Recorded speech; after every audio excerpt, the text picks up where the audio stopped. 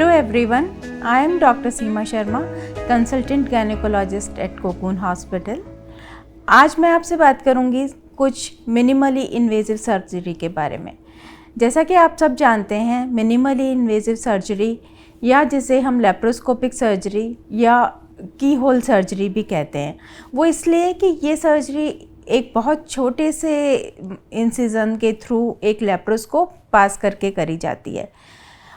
ये इस सर्जरी की शुरुआत बेसिकली गायनेकोलॉजी के सर्जरीज़ के साथ ही हुई थी, क्योंकि गायनेकोलॉजी में हमारे बहुत सी ऐसी कंडीशंस होती हैं महिलाओं की जिनकी सर्जरी हम करते हैं तो बहुत ज़्यादा रक्तस्राव कई बार हो जाता है, और कई छोटी छोटी ऐसी सर्जरीज़ भी होती हैं जो कि हम यदि पेट में चीरा लगा के एक ओपन सर्जरी के तौर पे करते हैं तो बहुत ज़्यादा टाइम लगता है रिकवरी में और ब्लड लॉस भी ज़्यादा होता है। जबकि हम यदि की होल सर्जरी से या लेप्रोस्कोपिक सर्जरी से ऐसी सर्जरी को करते हैं तो सर्जरी के बाद जो आराम करने का टाइम जो एक बताया जाता है या रेस्ट का टाइम जो बताया जाता है वो भी काफ़ी कम हो जाता है। मरीज की रिकवरी बहुत फास्ट हो जाती है और उनको लिटरली पता ही नहीं लगता कि उनकी कोई सर्जरी भी हुई है। ऐसा भी कई बार पेशेंट हमें अपने एक्सपीरियंस शेयर करते हैं, क्योंकि गायनी में कई कंडीशंस ऐसी होती हैं जब हमें सर्जरी की ज़रूरत पड़ ही जाती है, जबकि रिप्रोडक्टिव ईयर्स ऑफ लाइफ चल रहे होते हैं।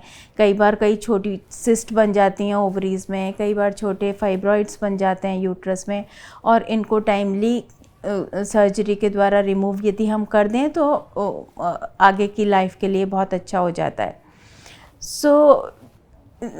की होल सर्जरी या लेप्रोस्कोपिक सर्जरी करने के लिए हम आपको कुछ पहले एडवांस में सजेस्ट भी करते हैं, जैसा कि आपका डाइट वगैरह कैसा लेना है आपको 1-2 दिन पहले, और बाद में भी आपको कैसे उसको प्रोसीड करना चाहिए। इस सर्जरी का मेन एडवांटेज यही रहता है कि एक तो आपका हॉस्पिटल स्टे कम हो जाता है और आपकी रिकवरी बहुत जल्दी हो जाती है। Conditions like fibroid, ovarian cyst, और कई बार जैसे इनफर्टिलिटी की प्रॉब्लम है, कंसीव नहीं कर पा रहे हैं, तभी भी हमें जो ट्यूब्स और यूट्रस की कंडीशन है उनको चेक करने के लिए ये सर्जरी की ज़रूरत होती है। और उस सर्जरी में हम एक स्कोप पास करते हैं यूट्रस के थ्रू भी, जो बच्चेदानी होती है उसमें हम हिस्ट्रोस्कोप पास करते हैं और पेट के थ्रू हम लेप्रोस्कोप पास करते हैं। तो हम एक तरह से उसकी पूरी स्ट्रक्चर का चेकअप कर लेते हैं।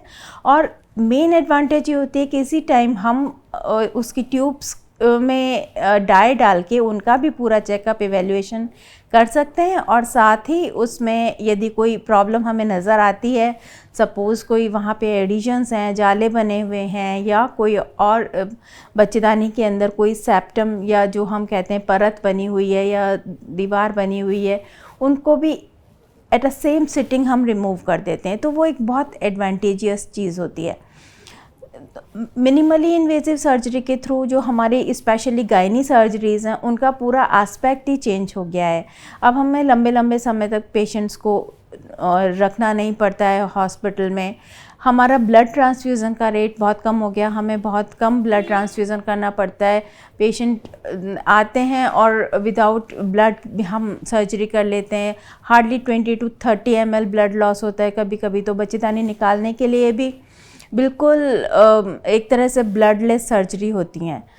तो इसमें मैं आपको यही बताना चाहूँगी कि आप लेप्रोस्कोपी सर्जरी यदि आपको किसी डॉक्टर ने बताई है तो आप उसके लिए घबराएं नहीं और अपने आप को मेंटली प्रिपेयर रखें। कभी भी सर्जरी की आवश्यकता पड़े तो हमारे सेंटर में विश्व स्तरीय लेप्रोस्कोप और पूरे इंस्ट्रूमेंट अवेलेबल हैं जिनके सहायता से हम ये सर्जरी करते हैं और बहुत अच्छे रिजल्ट्स हमें मिलते हैं।